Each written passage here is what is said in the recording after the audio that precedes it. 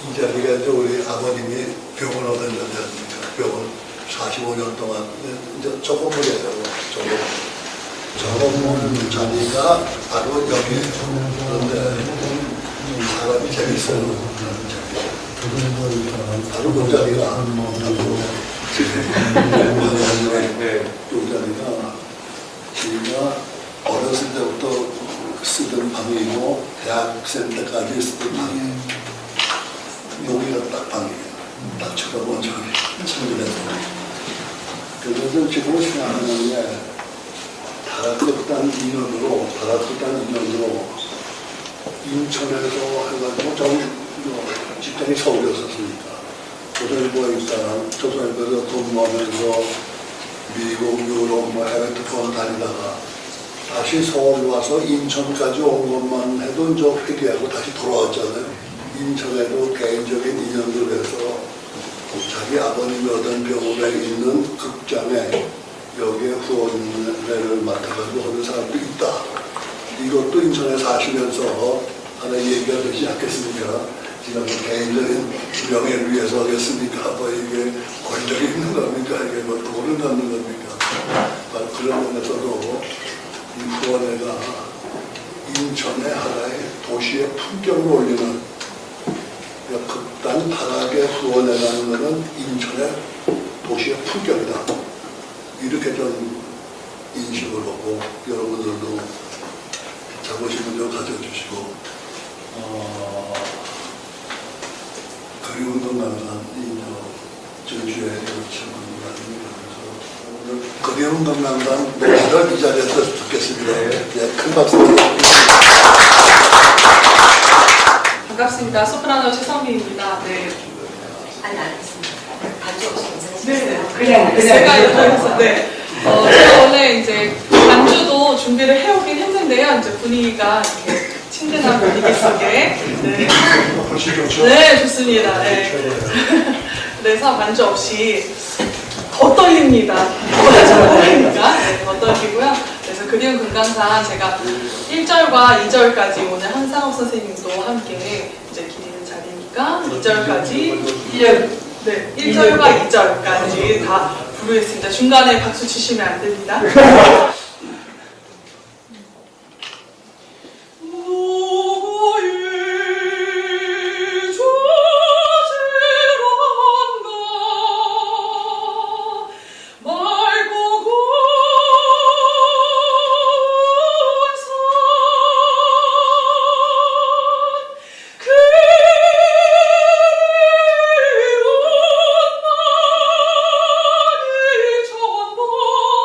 마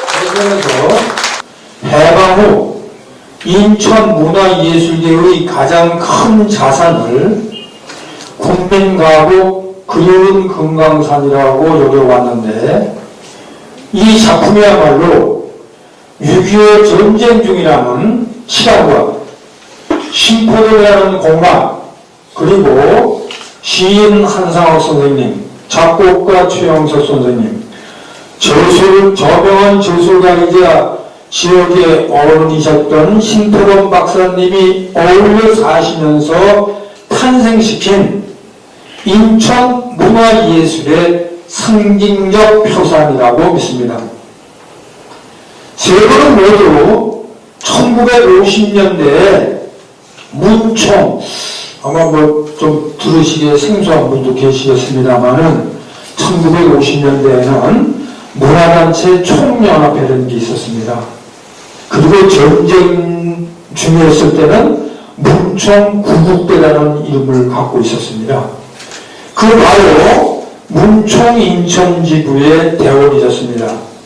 심포동 박사님은 문총 부회장으로서 실질적으로 지부를 이끄셨고, 한상옥 선생님은 문화분과 상임위원으로서, 최영섭 선생님은 당시 서울대 음대 재학생 대원으로서 연령차는 있으셨어도 돈독한 교훈을 가지고 계셨고, 특히 이 동네에 있던 문화의 집이라고 불리던 유토피아 다방, 여기서 한 100m 가까이 있었던 다방입니다. 제가 8살, 9살까지도 있었어요. 에서 수시로 만나 문화와 예술을 향한 열정을 불태우셨다는 말씀을 선배들로부터 들어봤습니다. 말하자면 그리운 금강산은 이곳 심포동 제입니다. 그런데 인천의 문화예술계 신세들은 심포동을 일러 개항장이라고 운운하기는 하지만 그 예술적인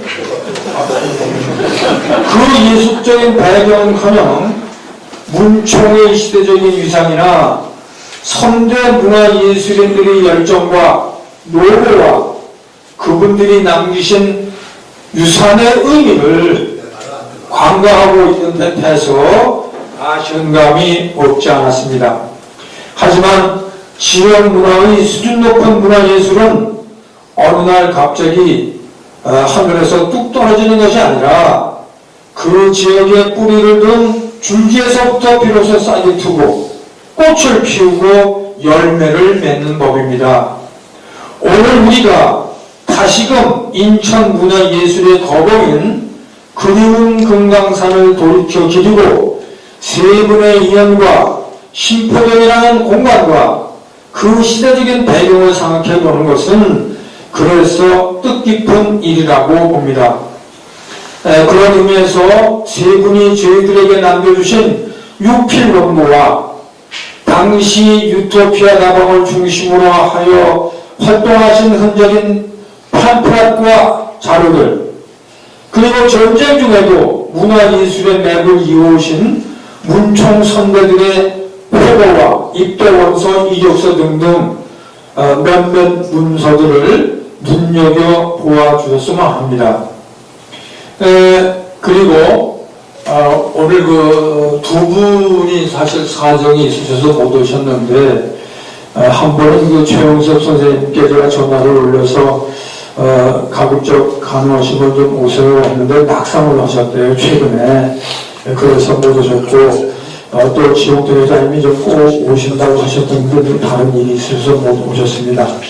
그러나 우리가 기억해야 될 것은 지역 문화의 전통 계승이라는 차원에서 일찍이 국민가옥 그리운 금강산의 노래비를 크게 세우시고 이를 세상에 알리는데 노고를 아끼시지 않은 지용태 회장님, 시립박물관에 기증하시기까지 물심양면으로 기여해 주신 광원건설의 정재현 회장님이신다고 하다가, 그리고 이를 후세에 전할 임무를 자임해 주신 유동현 시립박물관께도 이 자리를 빌어서 감사를 드리겠습니다. 이것으로 제 전주의 취지 말씀은 이것으로 마치고 우리가 국국 사랑하시는데 우리 신인식 회장님의 말씀을 좀 청해 듣도록 하겠습니다.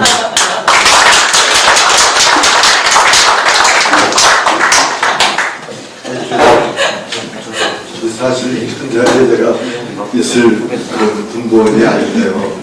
저녁에 오면서 이런 생각을 했습니다. 저를 보면서 야 이게 토론 정말 좋구나.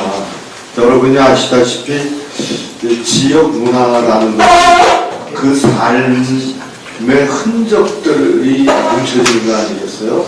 그러니까 어떤 분이 어떻게 살았느냐 이것이 이제 중요하다 싶은데 아시다시피 경인일보에서 편집해서 출간됐던 인천인물 100인이라는 책자가 있습니다. 그 책자에 이 자리에는 두 분이 계시죠. 바로 신영석 선생님의 선친과 조부님이 인천인물 100인에 드십니다.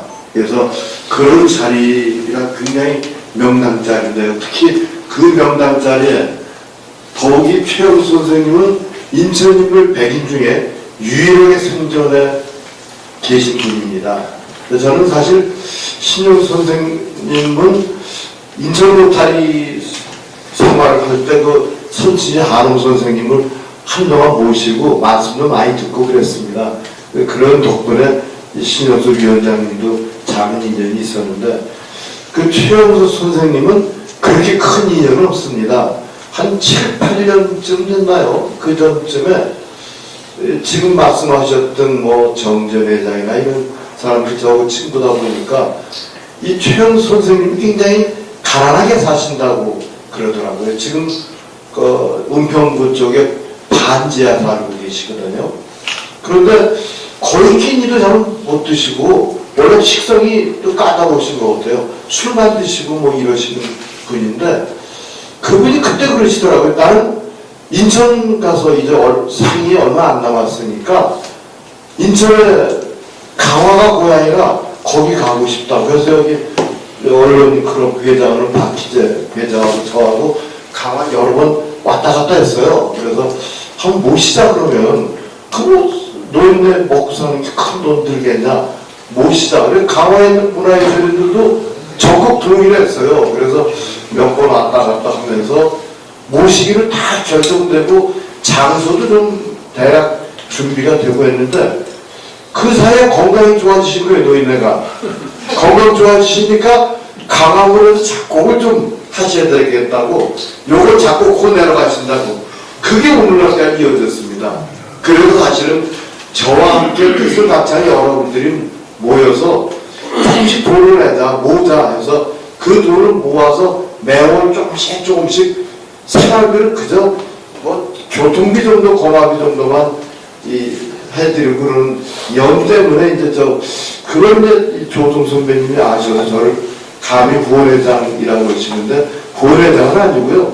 그런 걸 만들어서 도와주는 거를 제가 몇 년 동안 하고 있고 90 되셨을 때는 구슬음악회를 주도해서 한번 해보셨던 인연이 있습니다. 네, 안녕하십니까. 인천시립박물관 관장입니다.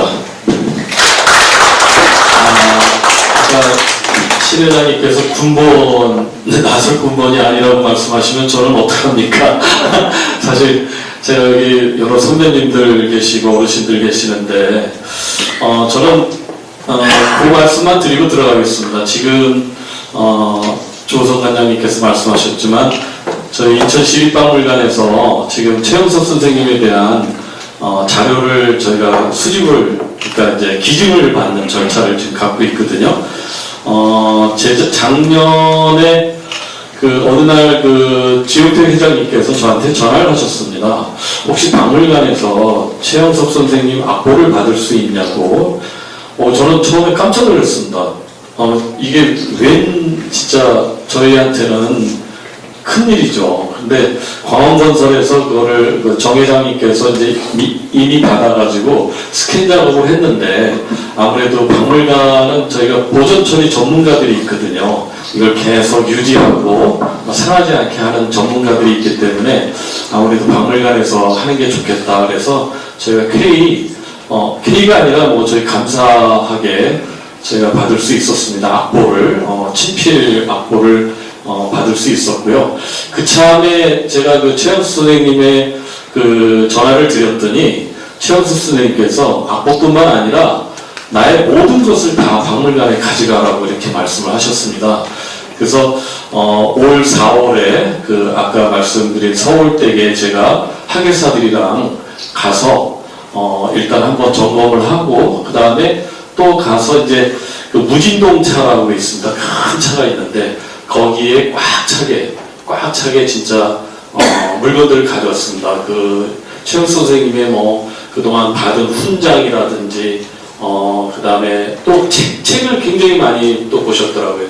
책하고 레코드 그 소장하고 계셨던 레코드라든지 이런 거를 저희가 박물관 수장고에 지금 일단 가져왔고요. 앞으로 2차례 더 저희가 그 선생님의 그 일종의 여러 가지 뭐 심지어는 당신께서 아주 애착을 갖고 늘 아마 제가 알기로는 신회장님께서 옷 사드린다고 해도 나는 이 옷만 입을 거야 했던 그 겨울 코트를 아마 주시겠다고 이제는 그 코트까지 주시겠다고 이제 하셔가지고 저희가 아마 앞으로 2차례 더 해서 다 가져올 겁니다. 저희 박물관 수장고에. 그러면 이걸 가져와서 이제 어떻게 할 거냐? 저희가 뭐 아시는 분은 아시겠지만 4, 5년 후에 저희 하객동으로 저희 박물관이 확장해서 이전을 합니다. 지금 규모보다 한 2.5배, 3배 정도 되는 규모로 이제 이전을 하기 때문에 충분히 저희는 이제 전시 공간을 마련도 할 수 있습니다. 그래서 저는 오늘 전시를 보면서 정말 우리 인천이 훌륭한 분들을 참 많이 진짜 모시고 있었구나. 근데 이게 표출이 잘 안 된 것 같습니다. 저희 박물관이 앞으로 뮤지엄 파크로 이전하는 그 계기를 통해서 여기 3분은 물론 또 우리 김창선 선생님 우리 아영어에서 또 신경 써주셔가지고 저희가 김창선 선생님 그 차를 그 MR을 갖다가 지금 로비에 지금 전시하고 있는데 또 그 유가족을 제가 며칠 전에 만났습니다. 내년에 김창선 선생님이 돌아가신 지 20주기 되는 해기 때문에 저희가 그 달에 김창선 선생님 그 유품을 다 전시를 좀 하려고 합니다. 받아서 기증 절차를 또 나중에 받고 해서 앞으로 인천의 고향이신 우리 정말 훌륭하신 분들은 저희 박물관이 모셔야 될 것 같습니다. 그게 우리가 할 일이 아닌가 이렇게 생각합니다. 여러분들 많이 격려해 주시고 후원해 주시기 바랍니다. 고맙습니다. 1998년부터 2005년까지 금강산 관광을 했지 않습니까? 저는 그건 4번을 갔어요. 금강산을 보기 위해서 가는 이거라기보다 처음에는 금강산 보고 싶었어요. 그렇지만 2번째, 3번째, 4번째는 금강산이라는 한민족의 명사를 놓고 분단된 우리 양쪽의 국민들이 어떤 감성, 어떤 이걸로 만나서 이걸 하나. 접촉은 그래 많이 없었어요. 여러분들 가보시는 분들 많으시고. 저는 그게 맛입니다. 우리의 명산 금강산이 70년 분단되어 있는 국가에 양쪽 민족을 어떻게 조금 가깝게 만들 수 있는. 정말 그것까지 하면은 이 금강산은 정말 명산이다. 분단된 다음에 5년 후에 터진 6.25 전쟁. 여기에서 같은 민족이 총칼을 내고 싸움한 이후에 최초로 남북한이 사람들이 기백명이 같이 만나서 노래하고 그런 게 언젠가는 2002년 부산 아시안게임 때. 여기 꼭 기억하세요. 2002년 부산 아시안게임 때 선수단이 150명이 오고 응원단이 200명 왔어요. 그때 우리나라 사람들이 춤췄다. 완전 뭐랄까 최초의 기백명 단위의 교류가 부산 아시안게임. 두 번째가 여러분들 뭐 기억하시겠지만 대구에서 열린 유니버시아드예요. 유니버시아드에서 두 번째 응원단을 세 번째가 바로 우리 공장 인천입니다. 인천의 아시안게임이 아니에요. 아시안게임 하기 6년 전에 아시아 육상 경기대회를 인천에서 했습니다. 그때 또 많은 응원단을 가서 뭐 북한에서는 북한대로 혹시라도 사고가 날까봐 경계하는 뭐 이런 있었지만 네 번째가 여러분들 아시다시피 인천 아시안게임 아닙니까? 그런 면에서 인천이 남북 간의 경유에 4번 있던 경우에 2번 있었다는 것도 인천 분들이 지금 인천 분들이 이거 몰라요. 2번입니다. 육상 경기대회가 그리운 금강산하고 관련됐다고 한 거를 한 말씀 드리기 위해서 그런 거예요. 8년 동안에 몇 명 안 죽었어요. 120만 명이 죽었어요. 120만 명. 그분은 다 가슴에 생각을 해요. 야, 그리운 금강산을 갔다 왔다는 아까 노래해 주신 갔다 왔다는 이거를 지키고 여기서 사는 우리 주민족들을 무슨 공식회의가 아니고 민간 레벨에서 우리가 바꾸나 그런 게 있었습니다. 바로 그 우리 인천에서 그리운 금강산을 작사가 나왔고 작곡이 나왔습니다. 그러면 한홍 신태범이라는 사람이 왜 여기 있겠냐. 저도 지금 당황했어요. 저는 두 분이 먼저리도 우리 선치는 여기 왜 또 깁니까? 그러니까 저 양반이 또 한상옥 선생, 최우석 선생의 여러 가지 기록에 우리 선친 언급이 많이 나온다는 거예요. 신박사 만났다, 신박사 만났다. 저는 기억하는 게 이게 우리 집 병원 아닙니까? 저쪽 맨 끝이 다 입원실이에요. 입원실이 10개가 있었어요. 그런데 1955년부터 59년까지 만 4년 동안을 대충 그때는 기록을 보니까 그렇게 돼 있어요. 4년 동안을 한장화 선생이 요새도 신화 쓰고 이런 사람이 먹고 살기 어렵잖아요. 50년인데 어떻게 먹고 삽니까? 신화 쓰고 작곡이나 누가 먹여 살려요. 한장화 선생이 뭘 했냐면은 대한통신이라고 통신사의 인천 지구를 맡아갖고 했어요. 통신사 사무실을 우리 아버님이 5년 동안 무료로 빌려요.